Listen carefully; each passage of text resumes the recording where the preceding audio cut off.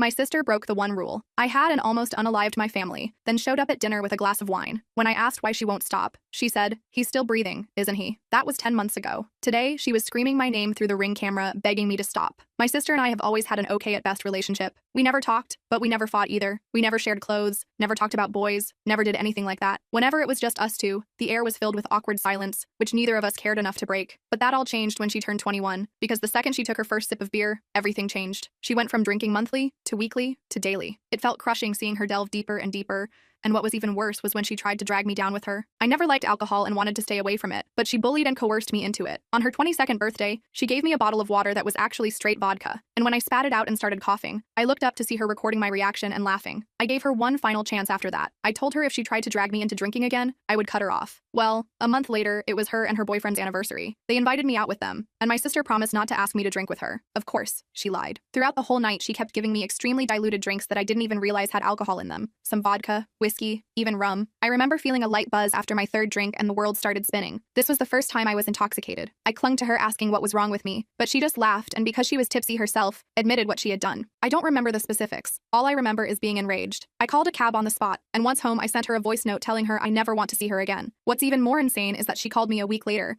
blaming me for ruining her party, because everyone looked at her like she was an eye-hole after finding out why I left. I didn't even respond, just hung up. Life went on without her. I soon met the love of my life. We got engaged, got married. My sister wasn't invited, never even attempted to reach out. But then, coincidentally, when I was pregnant, she sent me a message. She said she saw my Facebook post about having a baby with my husband on one of her friends' accounts, and seeing it made her realize nothing is more important than family. She apologized and begged for another chance. I was very reluctant, but eventually agreed. We met up for coffee at a little brunch spot, and even though she was nice and apologetic, she still had 3 glasses of wine, which let me know she was still drinking regularly. I asked about it, and she said alcohol was a part of her life she never wishes to give up, but she did promise that if let her back into my life, she'd never drag me into drinking again. I thought long and hard about it, and I agreed. I wasn't sure what to expect, but everything actually went fine. She respected my boundaries, never asked me to drink, and never got more than tipsy in front of me. But then last week she came over to my house, and that was when I realized resuming contact with her was the worst thing I could have done. This was the first time I'd let her come over after my baby's birth. I had warned her that she wasn't allowed to go near the baby if she drank, and she told me that was no problem. I still had a bad gut feeling about it, but the last year gave me good reason to trust her, so I pushed my worries away. But then she came over with 2 bottles of wine. We all had a pleasant chat, and even my husband had a glass. I, however, did not drink. My sister almost finished the 2 entire bottles herself and was quite hammered. Still, the evening was going okay, but then she asked to use the bathroom. I pointed her upstairs, and after waiting a few minutes, I went to check on her to make sure she wasn't getting sick. But when I went up, she wasn't in the bathroom.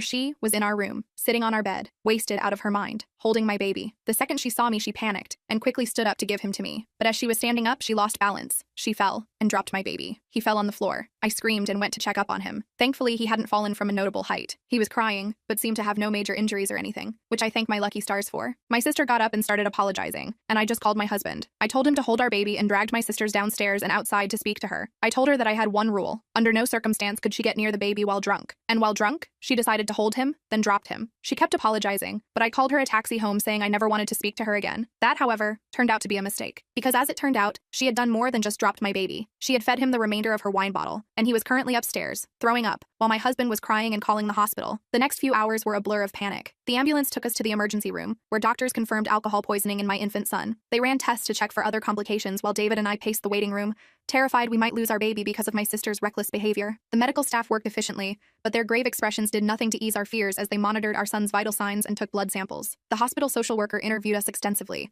looking suspicious when we explained how our son had ingested alcohol. I could see in her eyes that she thought we might be covering something up. They started a mandatory child welfare investigation, making us feel like criminals when we were the victims. We had to answer the same questions repeatedly, describing the incident in excruciating detail while our baby received treatment in another room. I tried calling Megan repeatedly during this nightmare, but she wouldn't answer. Texts went unread, voicemails unheard. She had simply vanished after the ambulance took us away. David had made her leave our house, but we expected at least a call to check if Jackson was all right. Her complete disappearance only confirmed that deep down, she knew the gravity of what she'd done. After an agonizing night at the hospital, the doctors finally told us Jackson would be okay. There was no permanent damage detected, though they warned us that even small amounts of alcohol could potentially cause developmental issues that might not be immediately apparent. We'd need to monitor him closely and bring him for follow-up appointments. The relief nearly buckled my knees, and David and I clung to each other, sobbing with gratitude that our son had escaped serious harm. When we brought Jackson home the next day, I was filled with equal parts relief and rage. My sister had endangered my child's life and then disappeared without taking any responsibility. That afternoon, while Jackson napped under David's watchful eye, I drove to Megan's apartment, running on adrenaline and no sleep. My knuckles were white on the steering wheel as I rehearsed what I would say, determined to make her understand the consequences of her actions. I pounded on her door until her boyfriend Thomas answered, looking hungover and confused. He claimed Megan wasn't there and hadn't come home last night after visiting us. I showed him photos of Jackson in the hospital and explained what happened. The color drained from his face. His shock seemed genuine, suggesting Megan hadn't even told him what had transpired. She's been getting worse, he admitted, drinking more than ever. I've tried to help, but you make excuses for her. I finished his sentence. You're enabling her, and she almost killed my baby yesterday. The words came out sharp and clear, cutting through whatever defense he might have been preparing. He denied this, saying she'd been through tough times that I didn't understand. I lost it then, telling him exactly what I thought of both of them. Before leaving, I made it crystal clear. If either of them came near my family again, I'd have them arrested. His stammered apologies followed me down the hallway, but they meant nothing compared to my baby's safety. Back home, I found David holding Jackson, who was thankfully sleeping peacefully. We agreed immediately. My sister was permanently cut from our lives. We blocked her number, social media accounts, and email addresses. We installed a simple security camera at our front door. We documented everything that had happened for potential legal action if necessary. The decisions came easily. Our son's safety was non-negotiable. For a week, we focused solely on Jackson's recovery, taking turns monitoring him day and night. He seemed to be bouncing back well, showing no lasting effects from the ordeal. We were just starting to breathe easier when my phone exploded with messages from relatives. Megan had posted a tearful, clearly intoxicated video online claiming I was keeping her from her nephew out of spite. She described herself as a loving aunt who made one tiny mistake and was now being cruelly punished. The video had prompted a flood of family members to contact me, demanding to know why I was being so harsh to my clearly remorseful sister. Some even suggested I was using this incident as an excuse to continue our long-standing feud, as though protecting my child was merely a vindictive act. I couldn't believe it. She had endangered my child's life, disappeared for a week, and then tried to paint herself as the victim. When I attempted to privately message key family members with the truth, I discovered Megan had preemptively told them that I was exaggerating and that Jackson had just accidentally sipped from her glass. Several relatives were now convinced I was overreacting to punish my sister. Their willingness to believe her version of events without even hearing mine was deeply painful, revealing fault lines in our family I hadn't fully appreciated before. Yesterday, we received a formal-looking letter from Megan claiming she'd entered rehab, and her therapist recommended family healing as part of her recovery process. She wanted visitation rights with Jackson once she completed the program. David suggested we verify this sudden rehabilitation, so I called the facility she named. It didn't exist. I'm sitting here now, looking at my beautiful baby boy sleeping in his crib, wondering how my own sister could first endanger his life, and then lie so blatantly to manipulate her way back into our lives. David wants to get a restraining order, but some family members are already calling us heartless for not giving her another chance. The division among our relatives has added another layer of stress to an already traumatic situation. Am I wrong to permanently cut my sister off after what she did? How do I protect my son from both her and the family members who seem blind to the danger she poses? I never imagined becoming a mother would mean defending my child from my own sister, but here we are. Every parenting book I read prepared me for sleepless nights and feeding challenges. None prepared me for having to shield my infant from someone who should have loved and protected him as family. The next day, I called Jordan, a friend who worked as a detective, who had helped us with some minor issues in the past. I needed advice about restraining orders and what evidence we'd need. He came over during his lunch break and reviewed everything we had so far. Look, I'm going to be straight with you, Jordan said after looking at our documentation. Getting a restraining order isn't impossible,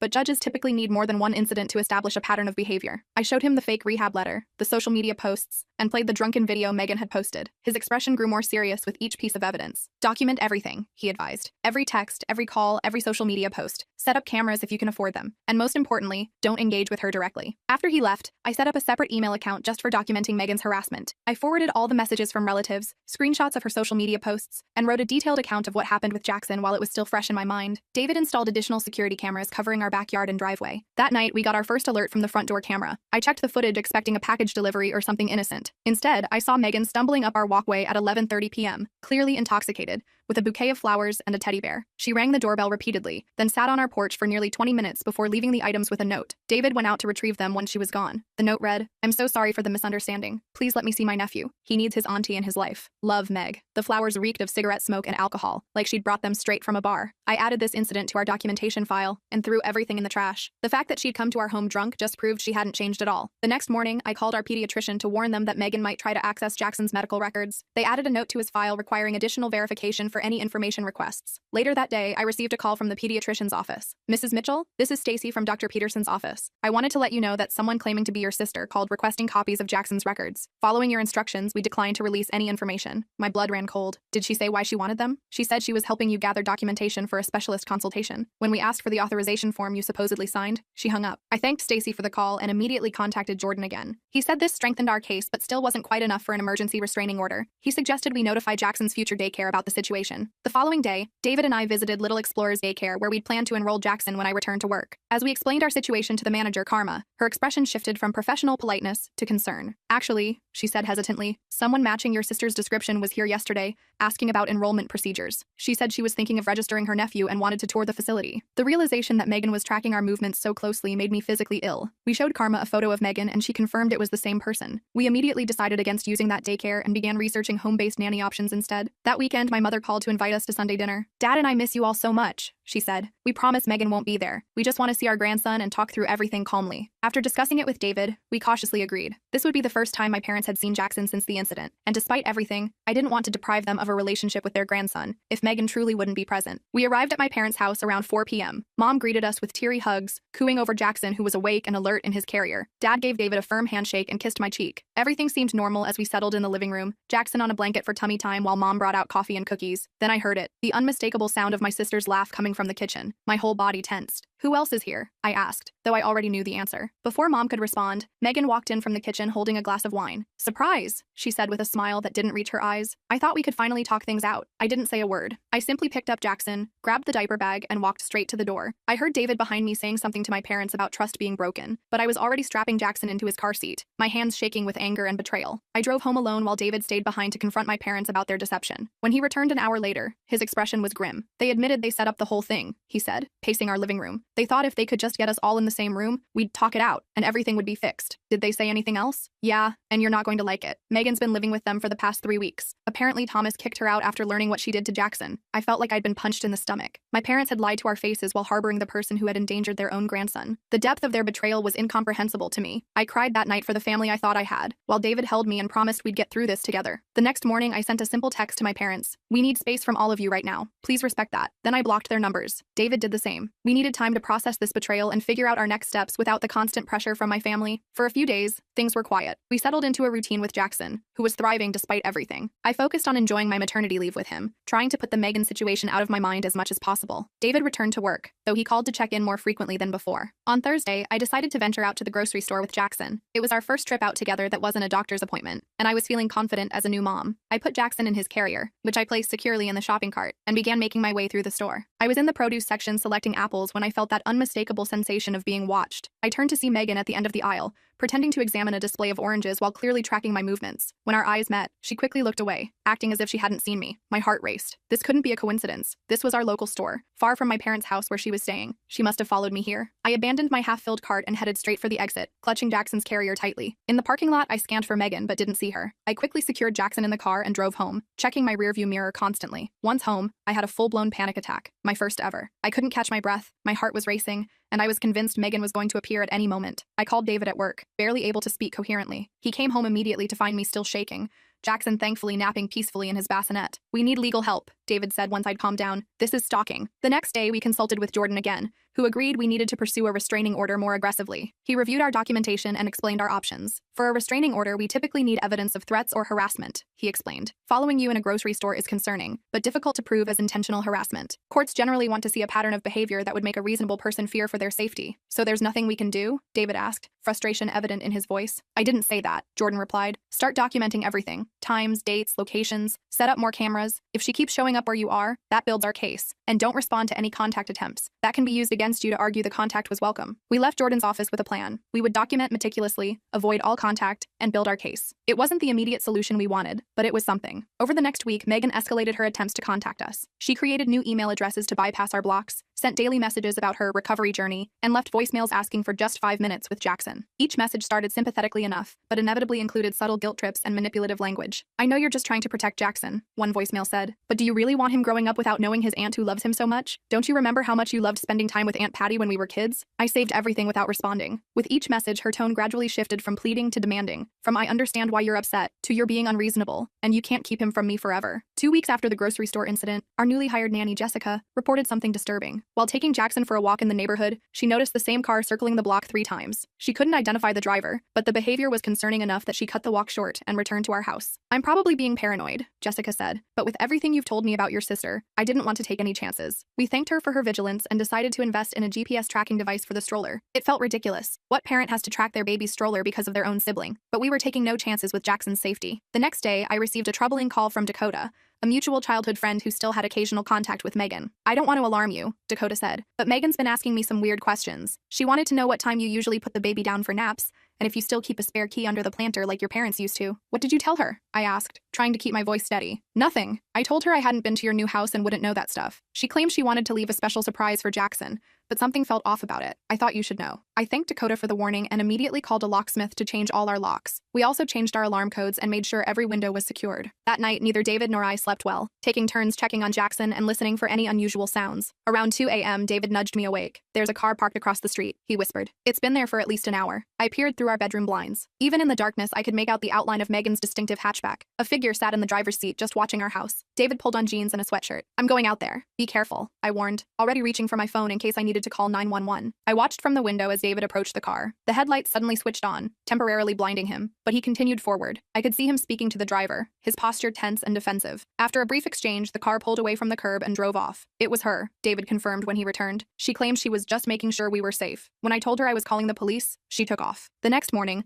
we took this new evidence to Jordan, who agreed we finally had enough for a temporary restraining order. We filed the paperwork that day, and the order was granted within hours. Megan was now legally prohibited from coming within 500 feet of us, our home, or Jackson's doctor's office. For about a week, the restraining order seemed to work. We didn't see Megan's car, receive any messages from unknown accounts, or notice anyone following us. We began to relax slightly, thinking perhaps the legal action had finally gotten through to her. Then I discovered something horrifying. While checking Instagram one evening, I stumbled across a mommy blog account using photos of Jackson. The account was called Auntie's Adventures, and featured dozens of my Facebook photos of Jackson with captions like, "My precious nephew growing so fast," and "Can't wait for our next cuddle session." I dug deeper and found 3 more fake accounts across different platforms, all using stolen photos of my son and pretending to have a relationship with him. One even included fabricated stories about babysitting adventures and special auntie and nephew moments that never happened. I spent hours reporting these accounts and adjusting our privacy settings to lock down all our personal information. David contacted Jordan about this new development, but since Megan hadn't directly contacted us or approached us physically, the fake accounts didn't technically violate the restraining order. The stress was taking a toll on both of us. David suggested we start therapy to help deal with the constant anxiety and hypervigilance we were living with. We found a therapist specializing in family trauma and scheduled our first session for the following week. During that first therapy session with Dr. William, we took turns explaining the situation, from the initial incident with Jackson to the ongoing stalking behavior. Dr. William was validating and supportive, helping us understand that our reactions were normal given the circumstances. Halfway through the session, David's phone rang. He apologized and moved to silence it, but then saw it was our neighbor calling. He answered, listened for a moment, then his face went pale. "We need to go," he said, already standing. "Someone broke into our house." We rushed home to find 2 police officers in our driveway. Our neighbor had called 911 after noticing our side door standing open. The officers had cleared the house and found no one inside, but invited us to check if anything was missing. Everything in the living room and kitchen appeared untouched. Our electronics, jewelry, and other valuables were all in place. But when we reached Jackson's nursery, I stopped dead in my tracks. On the changing table sat a large gift basket wrapped in cellophane with a pink bow. Inside were baby clothes, toys, and a card signed, "With love from Auntie Megan." But something was wrong. I approached the basket cautiously and detected a strong smell of wine. When David carefully unwrapped it, we discovered all the baby clothes were soaked in red wine. The card inside read, "Since you won't let me see him, I thought I'd send something for him to remember me by. Blood is thicker than water, but wine leaves a stronger stain." The police documented everything and took the basket as evidence. They explained that since nothing was damaged or stolen, and Megan had left before they arrived, they could only add this to our case file. The officer suggested we consider installing more security cameras and perhaps getting a dog as an additional deterrent. After they left, David and I sat on the couch in stunned silence. The violation of our home, specifically our baby's room, left me feeling violated and terrified. The wine-soaked clothes were a clear reference to the original incident and showed that Megan not only felt no remorse, but was actively taunting us about it. "We can't stay here," I finally said. "She knows where we live, she can get in anytime she wants, and the police can't do anything until after she's already done something." David agreed. "My parents have been asking us to visit. Maybe we could go stay with them for a while. They live in Lakeside. She wouldn't think to look for us there." The next day, we packed essentials for an extended stay, installed additional security cameras that would send alerts to our phones, and drove to David's parents' house in Lakeside. We didn't tell anyone where we were going, not even our close friends, fearing the information might somehow get back to Megan. David's parents, Michael and Barbara, welcomed us warmly, converting their home office into a temporary nursery for Jackson. They were horrified by our situation and promised to help however they could. Their house was in a quiet, gated community with good security, which gave us some peace of mind. For the first 3 days at his parents' house, I finally relaxed enough to sleep through the night. Being away from our home and the constant fear of Megan appearing gave me space to breathe. Jackson seemed to sense the change in atmosphere too. He was smiling more and fussing less. On the 4th day, my phone chimed with a text from an unknown number. "Nice place. The garden looks peaceful." My blood ran cold. I showed David the message, and he immediately went outside to scan the neighborhood. There was no sign of Megan, but the message was clear. She had somehow found us again. Michael, David's father, was a retired security specialist who had worked for various corporations. When we showed him the text, he immediately went into professional mode, helping us secure the house further and coaching us on safety protocols. No established routines, he advised. Vary your schedules, the times you come and go, different routes if you drive anywhere, and absolutely no social media updates, not even private ones. We followed his advice religiously, but Megan still managed to extend her reach. She somehow obtained David's parents' phone numbers and began calling them with elaborate stories about me keeping her from her only nephew. When that didn't work, she moved on to his extended family, forcing us to have uncomfortable conversations with aunts, uncles, and cousins, explaining why a woman they'd never met was contacting them about our baby. Meanwhile, the court date for our permanent restraining order was approaching. We gathered all our evidence, the hospital records, police reports, photographs of the wine-soaked baby clothes, records of the fake social media accounts, and statements from witnesses like Dakota and Jessica. Jordan was confident we had a strong case. The day before the hearing, we received notice that Megan had hired her own attorney, a surprisingly high-profile lawyer known for aggressive tactics. How she afforded him, I had no idea, but his involvement raised the stakes significantly. In court, I presented our case as calmly and factually as I could, despite my nerves. I detailed how Megan had endangered Jackson by giving him alcohol,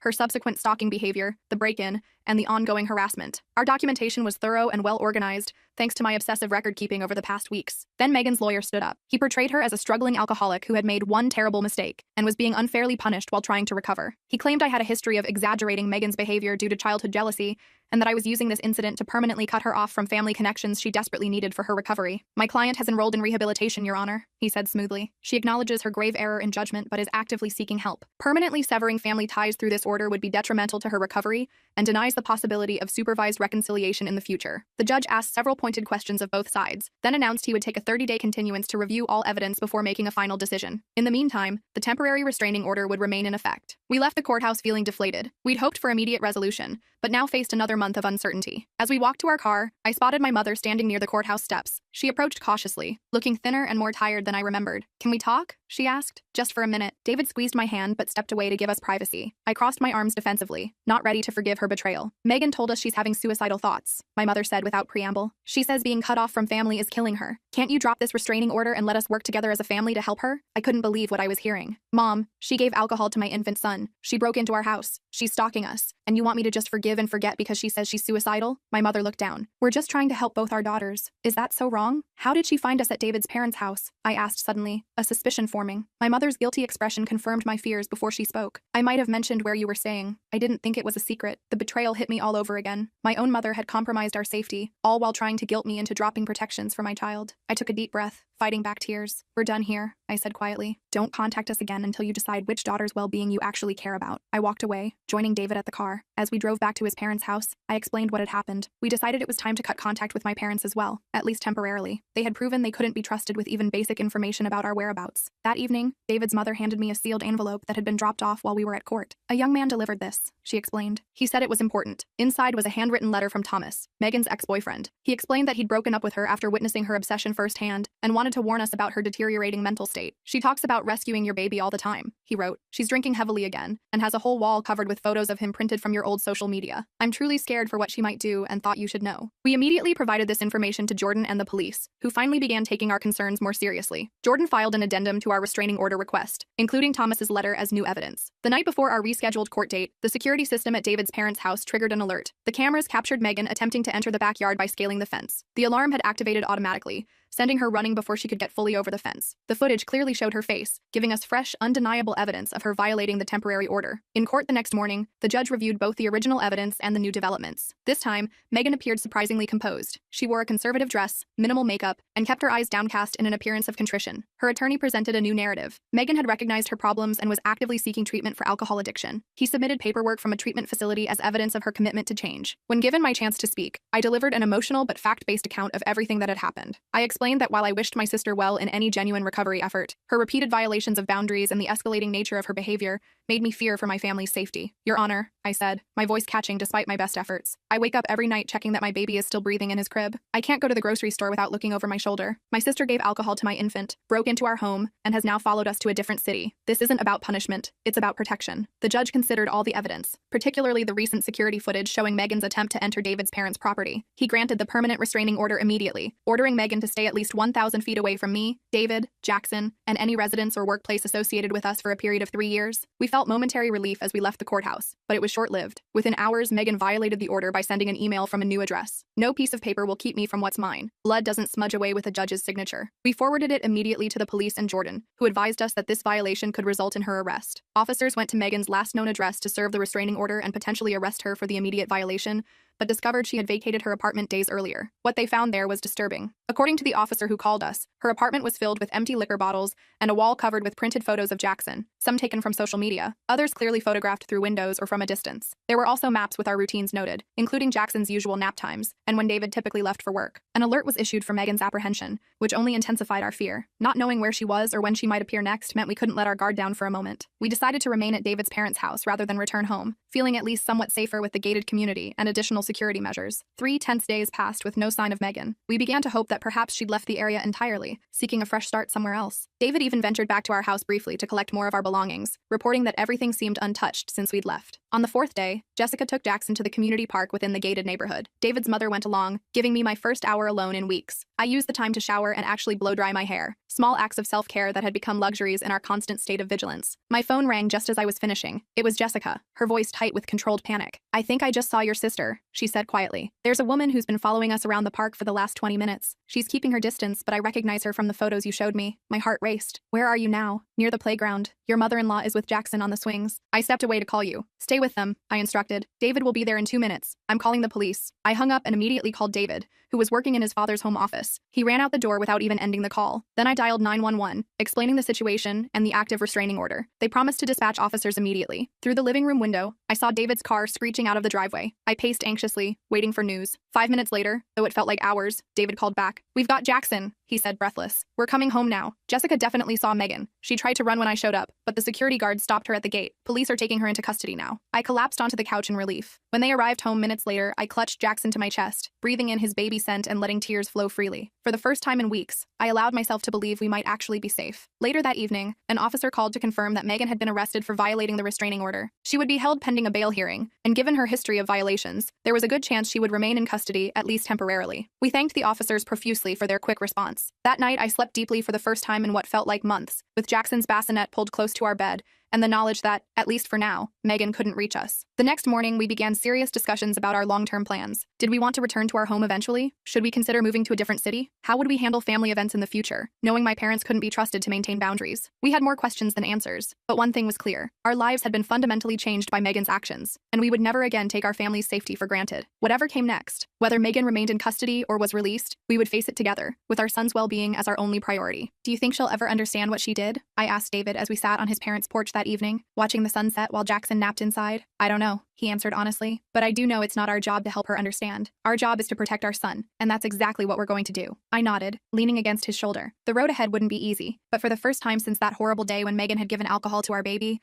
I felt like we might actually find our way through this nightmare. The bail hearing was set for the next morning, and David insisted on attending to make sure the judge understood the severity of the situation. His mom offered to stay with me and Jackson, which was a relief since I wasn't mentally ready to face Megan again so soon. When David returned a few hours later, his expression was a mix of relief and concern. "She got bail," he said, dropping onto the couch beside me. "But there are conditions. She has to wear an ankle monitor to track her movements, submit to weekly drug and alcohol testing, and stay at least 1,000 feet from us at all times." "How did she seem?" I asked, bouncing Jackson gently on my knee. "Oddly calm. Her lawyer did most of the talking. She just sat there staring straight ahead. The only time she showed any emotion was when they mentioned the alcohol monitoring. She actually argued with her lawyer about it. That didn't surprise me. Even with everything at stake, alcohol was still her priority." We decided to remain at David's parents' house a while longer, not quite trusting the monitoring system to keep us safe. Jackson seemed happy enough with the arrangement, thriving under the additional attention from his grandparents. 2 weeks later, we received a call from Jordan. He'd been keeping tabs on Megan's case and had news. They did a full substance abuse evaluation as part of her bail conditions, he explained. The assessment revealed more than just alcoholism. The psychologist found concerning personality disorder traits that might explain her fixation on your son. "What does that mean for us?" I asked. "The court has ordered her to undergo dual treatment, both for alcohol addiction and for her mental health issues. It's actually a good thing. She'll get more comprehensive monitoring than just for the drinking." I felt a strange mix of emotions at this news. On one hand, it was validating to hear professionals confirm what we'd suspected, that Megan's issues went deeper than just alcohol. On the other hand, a diagnosis didn't undo the trauma she'd caused or guarantee she'd actually improve. About a month into Megan's court-mandated treatment, we received a formal letter from her therapist therapist. They were requesting a supervised family session as part of her treatment plan. The letter emphasized that our participation was entirely voluntary and would only occur in a controlled, therapeutic environment. David and I discussed it with our own therapist, Dr. William, who we'd continued seeing through video sessions. I'd advise against it at this early stage, he said. Megan needs to show sustained progress in her individual therapy before family involvement would be beneficial. And even then, I'd recommend starting with just you two adults, not including Jackson. We sent a polite but firm response declining the invitation,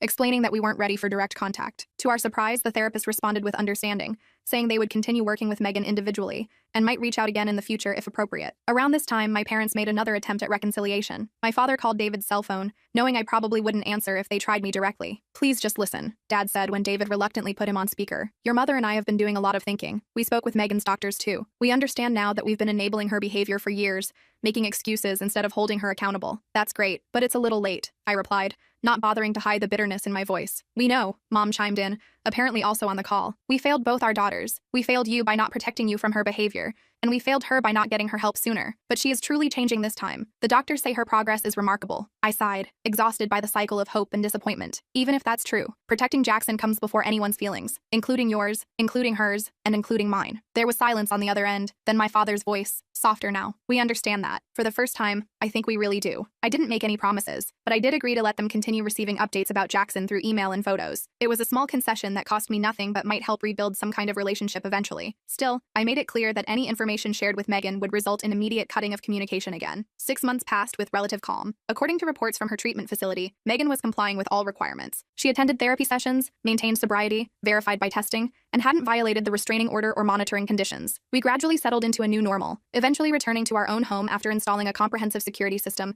that would make a bank vault jealous. Then a formally worded letter arrived, delivered through her therapist as allowed by the court. In it, Megan acknowledged her actions without excuses or manipulation. She expressed remorse for endangering Jackson and for the subsequent stalking behavior. She didn't ask for forgiveness or access to Jackson, just acknowledged the harm she had caused and her commitment to recovery. I read it several times, analyzing every word for hidden manipulation or guilt trips. Finding none, I showed it to David. "What do you think?" he asked. "I don't know," I admitted. "It seems genuine, but we've been fooled before. I'm not ready to respond, but I won't throw it away either." We decided to acknowledge receipt of the letter through her therapist, but maintained our position that direct contact wasn't currently on the table. The therapist continued sending occasional updates, all indicating significant improvements in both Megan's sobriety and understanding of boundaries. I remained cautious, insisting on concrete evidence of change. Over an extended period before considering any kind of reconciliation, we agreed to receive updates but refused direct contact until she demonstrated at least 1 year of stability. It was a hard line, but one David fully supported. Some family members called us stubborn, but they hadn't lived through what we had. 14 months after Megan's arrest, her therapist reached out again, proposing a carefully controlled meeting in their office. The idea sent me into an anxiety spiral. Despite all evidence of Megan's progress, the thought of facing her brought back all the fear and trauma. David suggested a compromise. "What about a video session first? That way we could disconnect immediately if things went south." It seemed like a reasonable middle ground. We scheduled the session for the following week, with her therapist moderating and our therapist, Dr. William, joining to support us. When Megan's face appeared on the screen, I was struck by how different she looked. Her complexion was clearer, her eyes brighter and more focused. The slightly bloated appearance that comes with heavy drinking was gone. She seemed genuinely transformed. "Thank you for agreeing to this," she began. "I know it couldn't have been an easy decision." For the next hour, she spoke candidly about her recovery journey. She acknowledged the harm she'd caused without excuses, taking full responsibility for her actions. She talked about the work she'd done to understand the roots of her alcoholism and her unhealthy fixation on Jackson. "I was trying to fill an emptiness inside me," she explained. "When you got pregnant, I convinced myself being an aunt would give me purpose. Then when you rightfully kept me away after what I did, that obsession just grew." I listened silently, monitoring my own emotional reactions while trying to assess her sincerity. "I hope someday I can be an aunt to Jackson in whatever capacity you deem appropriate," she said toward the end of the session. "But I understand that may never happen, and that's a consequence of my actions that I have to accept." That comment triggered my protective instincts. "I appreciate your progress," I said carefully, "but I need to be very clear. Access to my child is not on the table in any foreseeable future. Any relationship we might rebuild would be between us as sisters only." To my surprise, she nodded without argument. "I understand completely. That's a totally reasonable boundary." After several more video sessions over the course of 2 months, we cautiously agreed to an in-person meeting at her therapist's office. When Megan arrived, she was carrying a gift bag. "This is for Jackson," she said, holding it out. I immediately stiffened, thinking of the wine-soaked clothes from before. "We discussed no gifts," I reminded her. "You're right. I'm sorry." She set the bag aside without protest. Old habits. I should have respected that boundary. The fact that she she accepted this correction without defensiveness was actually more convincing than any apology could have been. Throughout the session, she remained focused on making amends to me and David, rather than trying to establish any connection to Jackson. When my parents learned we were having these meetings, they immediately started pressuring us to accelerate the reconciliation process. It's been almost 2 years, my mother argued during a phone call. Megan's done everything the courts and doctors have asked. Don't you think it's time to be a family again? No, I said firmly. Rebuilding trust takes years, not months. The fact that you're trying to rush this shows you still don't fully understand the situation. That shut down the conversation quickly. Over time, my parents learned that pushing only resulted in us pulling back further. They eventually accepted our timeline, even if they didn't fully understand it. By the 2-year mark of Megan's recovery, we had established a cautious, distant relationship. She attended occasional family gatherings where Jackson was present, but under strict conditions. She remained completely sober and was never alone with him. She accepted these limitations without complaint, seeming to understand they were the natural consequences of her past actions. Meanwhile, I continued my own therapy, working through the trauma and hypervigilance that still affected me. I jumped at unexpected noises and still checked the locks multiple times each night. I struggled with anxiety whenever Megan was in the same room as Jackson, watching her every movement like a hawk. Dr. William assured me these reactions were normal given what we'd experienced and would likely ease with time and continued safety. You're not obligated to trust someone who has given you reason not to, he reminded me. Trust is earned, not owed. That perspective helped me navigate the complicated feelings that arose as Megan continued to demonstrate change. I was learning to trust my instincts while allowing for the possibility of measured reconciliation. When Jackson turned 4, we held a small birthday party at a local park. Family and a few friends attended, including Megan, who now had nearly 3 years of sobriety. She brought a modest gift that she first showed to me for approval, a picture book about dinosaurs, Jackson's current obsession. During the party, I noticed Megan step away from the group, sitting alone on a bench at the edge of the playground. I hesitated, then decided to join her. Everything okay? I asked. Just taking a moment, she said. These gatherings can still be triggering sometimes. Being around people who are drinking, I hadn't even thought about that. Several adults were having beer or wine with the pizza. Do you need to leave? We'd understand. She shook her head. No, I've got coping strategies now. I wanted to tell you something, actually. Today marks 3 years sober for me. Congratulations, I said, genuinely impressed by the milestone. I don't want to make a big deal about it, she continued. It's not why I mentioned it. I just wanted to thank you. Thank me? For what? For maintaining your boundaries. If you had given in when I was manipulating everyone, if you had allowed me back into your life easily, I probably wouldn't have gotten the help I needed. Your refusal to accept my behavior forced me to actually confront my issues. I didn't know what to say to that. After a moment, I simply nodded and said, I'm glad you're doing better. As I walked back to the party, I realized we had found a new equilibrium. Not the close sisterhood I might have dreamed of as a child, but a carefully managed relationship built on hard-earned respect. Jackson's safety and well-being remained the non-negotiable priority, but there was room now for cautious interaction. Last week, Megan celebrated 4 years of sobriety. She moved to a neighboring town for a job in addiction counseling, using her experience to help others. She maintains appropriate boundaries, always checking before sending gifts for Jackson's birthdays and holidays. She never asks for unsupervised time with him and respects our parenting decisions without question. Sometimes I catch myself watching her interact with Jackson during family gatherings, him showing her his latest Lego creation, her responding with appropriate interest. In those moments, I feel a complex mix of emotions, lingering wariness, sadness for what might have been in a different reality, but also a measured appreciation for the work she's done to change. Jackson knows a simplified version of our history. We explained that Auntie Megan was very sick when he was a baby and made some bad choices that meant she couldn't see him for a long time. He accepts this with the straightforward logic of children, neither particularly attached to her nor afraid of her. As for me, I've come to accept that some wounds never fully heal. I doubt I'll ever completely relax when Megan is around Jackson. I'll probably always have that instinctive urge to move closer when she interacts with him, but the acute fear has subsided, replaced by a vigilant caution that feels manageable. David and I recently discussed having another child. The conversation brought up unexpected anxiety for me. Memories of those terrifying days with Jackson flooded back, but David gently reminded me that we're not the same people we were then. We're stronger, more prepared, with boundaries firmly in place. We can't let fear of what happened in the past stop us from building our future, he said, holding my hand across the kitchen table. He's right, of course. The best revenge against trauma is to not let it control your life forever. We're moving forward cautiously, but deliberately, holding our boundaries firm while allowing for the possibility of growth and change. I still have the letter Megan sent from treatment all those years ago. I keep it as a reminder of how far we've all come, but also as evidence should we ever need it again. Trust, once broken, is never quite the same. But life continues, and families evolve. Ours certainly looks different than I ever imagined, shaped by crisis and painful reckonings, but ultimately stronger for having weathered the storm. Sometimes people ask if I've forgiven my sister. That's a complicated question without a simple answer. I've accepted the reality of our relationship as it exists now. I've acknowledged her work toward change, but forgiveness implies forgetting. And as a mother, I can never forget. Instead, I found something more practical and sustainable. A cautious peace built on clear expectations and demonstrated behavior rather than promises or obligations. That's the thing about real life. It rarely wraps up with neat bows and perfect resolutions. Sometimes the best ending isn't reconciliation, but a clearer understanding of necessary boundaries. Sometimes heroism looks like simply protecting your child, day after day, from whatever threats may come, even when those threats come from people who should have loved them. If there's one thing I've learned through all this, it's to trust my instincts as a mother. I knew my sister had problems, but I allowed social pressure and family expectations to override my better judgment. Never again. My son's safety will always come first, regardless of who might be offended by the boundaries we set. For those facing similar situations with family members who endanger your children, my advice is simple. You don't owe anyone access to your child. Not parents, not siblings, not anyone. A relationship with your child is a privilege, not a right. And those who violate your trust with something as precious as your child's safety forfeit that privilege, potentially forever. As for my sister, I hope her recovery continues. I hope she finds fulfillment in her work helping others overcome addiction. I hope the growth she's shown is genuine and lasting. But my priority remains unchanged: protecting my family, maintaining appropriate boundaries, and creating a safe, stable environment for my son to grow up in. That's not a fairy tale ending, but it's a real one. And in the messy, complicated world of family dynamics and addiction, reality is all we have to work with.